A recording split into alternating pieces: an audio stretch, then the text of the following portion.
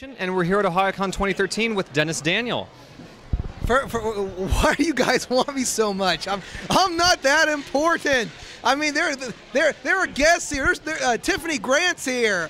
Amanda Wynn Lee, Spike Spencer, Kyle Hebert. They're all here for Pete's sake. Why am I so important? I don't know why. It's like okay, I host a radio talk show Fridays at 6 p.m. on blogtalkradio.com. And this is like the third time, but you know what they say, 3 times the charm. Yep. All right. So, can you describe with us briefly your history in the medium of radio? Oh, wow. Well, actually, that's a very good question. It starts back in about 2008.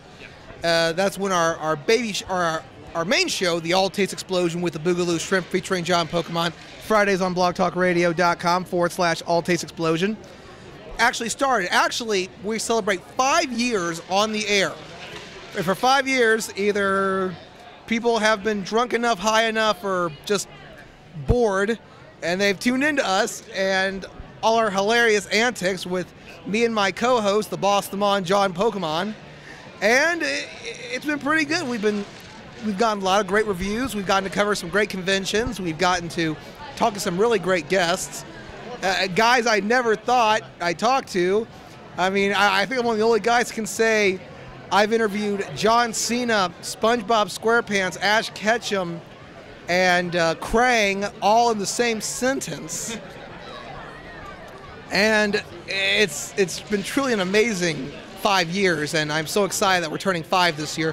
We've got a lot of stuff planned for our 5th year celebration. We've got more contests coming out, new guests coming, and it's going to be a lot of fun. All right. Can you provide our viewers out there with a brief description of the Dennis Daniel Show and what it's all about? A brief description? What time is it? Have we got enough time? Well, the Dennis Daniel Show kind of pulls pieces from the very popular late night talk shows, you know, like Jay Leno, Conan, David Letterman, and it adds a special kind of je ne sais quoi. That's French for fancy stuff. And essentially, I'm a fanboy. Let's be honest, I'm a fanboy. And I want to talk to the guys that have had an impact on society. Anime voice actors, pro wrestlers, pop culture icons. No one is too big or too small to have on my show. And I want to bring their story of how they got started in their business to my audience. And for the voice actors, we like to get some advice for them, for those who want to be voice actors themselves, you know, people who have been in the field for a very long time and can have some advice to share to aspiring voice actors and actresses.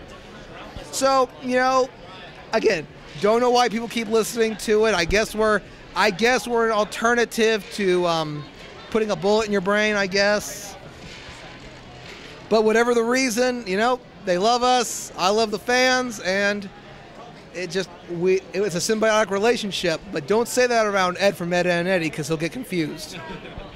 Learn that the hard way. All right. One of the things you've mentioned is that pro wrestling is a very big part of your show. But personally, what do you find about wrestling that's so appealing? The hot, sweaty guys wearing spandex. No, I'm serious. I'm kidding. I'm kidding. You know, it's got to be the storyline. And everyone says they're not athletes, but they put their bodies on the line almost 50 weeks a year doing some incredible moves that no one should try at home. And it's that dedication to their craft that's inspiring. You know, they'll break their backs, break their necks just to entertain the fans. And that's what's really appealing about it. Sure, people say they're a bunch of brain-dead, muscle-bound nitwits, and they're right, but they give something that, you know, a lot of athletes nowadays are lacking: integrity. For the most part, they're drug-free. Yeah, it's, you know, theater, television, social culture, you know, adds it all in there, and it has just guys beating the snot out of each other. I mean, where else are you going to watch some guy beat on his own boss? I mean, we all want to beat our bosses up. But Stone Cold actually did. You know, it does what we can't do. And that's what is appealing about wrestling. I totally agree. I remember watching Crash Holly when he was doing his 24/7 stints, like when he goes to like an indoor amusement park and starts wrestling people, things like that. And he's got the head, the head shrinkers, or not the head shrinkers, or it was the head shrinkers. No, that's the tag team I'm thinking of. The who am I thinking of? The head bangers. That's who I am. They're chasing him through the fun park. You know, Crash Holly is called the Houdini of hardcore for a reason. I mean, you got to admit, that guy held that title and got out of it and got through some crazy matches the best he could, and he still held that title. I mean, you can't, go into an airport and fight on the baggage claim and things like that. You just can't do that anymore. No. Well, I mean, you could, but you go to jail. You got away with stuff free, yeah. But as an anime fan, do you have a favorite program, personally? Oh, there are so many great shows out there I can't pick. Of course, I think the first one I ever saw was Pokemon. And then I got into Rurouni Kenshin and Tenchi Muyo, and I'll admit Sailor Moon. A little, not a lot. Then, of course, Dragon Ball Z. And then at high school, I got into some of the more mature ones, like Inuyasha, Cowboy Bebop, Lupin the Third, Bleach, Full Metal Alchemist, Naruto. It's been a big part of my life, and I want to give back to the anime fans the best I can. For October, we had Brita Palencia on, and she voiced Holo the Wise Wolf in Spice and Wolf. And I go, "You like apples?" She goes, "I love them." And I go, "You're flat-chested. How do you like them apples?" And then she goes, without missing a beat, "Well, I guess it's never stopped you from looking." And I'm like, damn. I mean, seriously, you could have had the 2 hours later playing, and it was out. I mean, I think that hurt me the most. That hurt my pride the most. I'm like, she's good. I actually had to tap out. She killed me. And see, I do the stuff that people want to do or dream of doing. And you know why I do it? Because I'm an idiot. I'm an idiot savant. And I don't care if people don't like what I say to their characters. I don't care. It's my opinion, and I'll stick to it. If I want to call Edward short, I'll call him short. If I want to call Kaiba a douche, I'll call him a douche. If I want to go on the record and say that Ash Ketchum is the greatest Pokemon trainer of all time, I will go on the record and say he's the greatest Pokemon trainer of all time. I will bow before SpongeBob. I'm like, I'm not worthy for SpongeBob. I'm not worthy of SpongeBob. And I'm not afraid to say this stuff.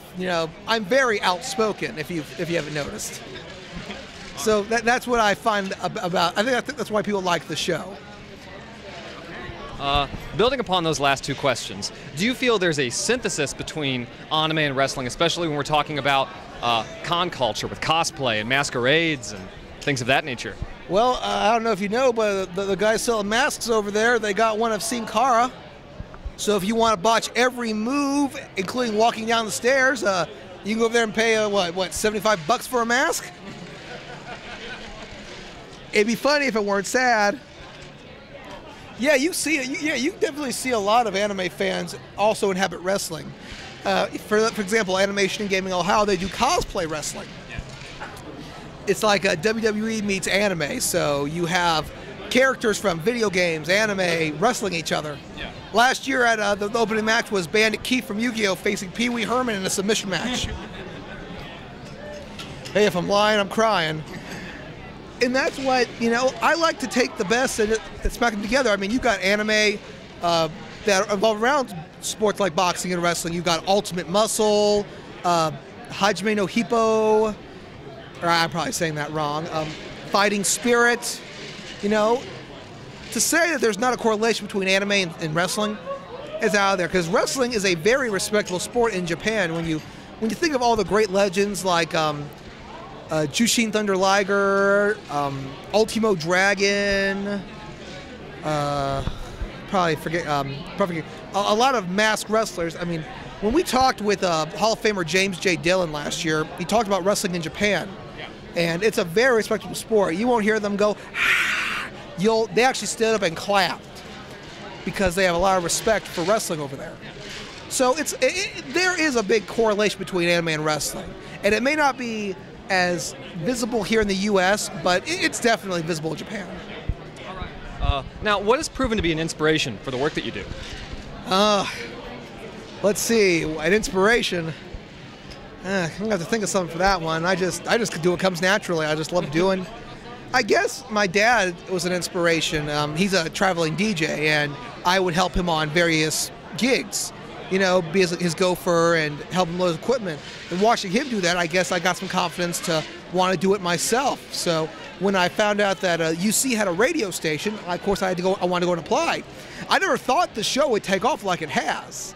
I never thought I'd be interviewing the voice of Korra, or SpongeBob, or Ash Ketchum, or John Cena, or even half the guys I've gotten on the show. And I owe a lot to him, because I get a lot of the insanity from him.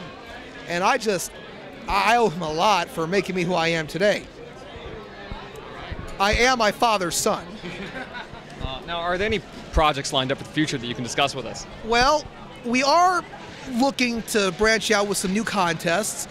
We want to start something new on our YouTube channel where we shoot video at conventions. We want to call it DTV. Again, this is still in the dreamchild conception. Yeah. So where can the fans out there go to find out more about your program? And do you have any final messages for the fans out watching? Let's see. Well, you know, we're really good to listen to when you're hammered. Well, we've got all kinds of places you can check us out. You can check out our Facebook page at facebook.com/AllTasteExplosion and Dennis Daniel Show.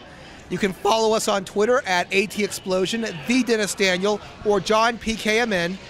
You can go to youtube.com/AllTasteExplosion and subscribe to us. We're actually a partner now. Apparently, we're a partner with only 495 subscribers. Go figure. We've also got a Tumblr, which we're not really using much. But then again, we're not artsy. Let's see, what else are we out there? Oh, blogtalkradio.com/AllTasteExplosion, where you can check out new episodes and on-demand episodes. Some of our right now we're airing some of our favorite episodes from the past. And of course, alltasteexplosion.com, where you can check out features like Follow 5 Friday, Freebie Friday, Not Safe for Wednesday, new video game reviews, anime reviews. This upcoming Friday, which would be what, the 25th? We're getting ready we're going to be doing the Royal Rumble Rundown 3, our third installment of the Royal Rumble Rundown series. We're going to run down the card for next Sunday's Royal Rumble. It's going to be a big one, and if you want all the information and to give us your predictions, be sure to tune in to us next Friday at 6 p.m. But of course, by the time this gets on YouTube, it'll probably be March. We're starting the road to WrestleMania next Friday, and by the time it gets up, it'll be at the end. I know, I'm joking. And of course, subscribe to these guys as well. Well, Dennis Daniel, thank you so much for talking with us, and I hope the rest of the convention is stellar for you. All right, well, you guys have fun, and remember, keep plucking that chicken.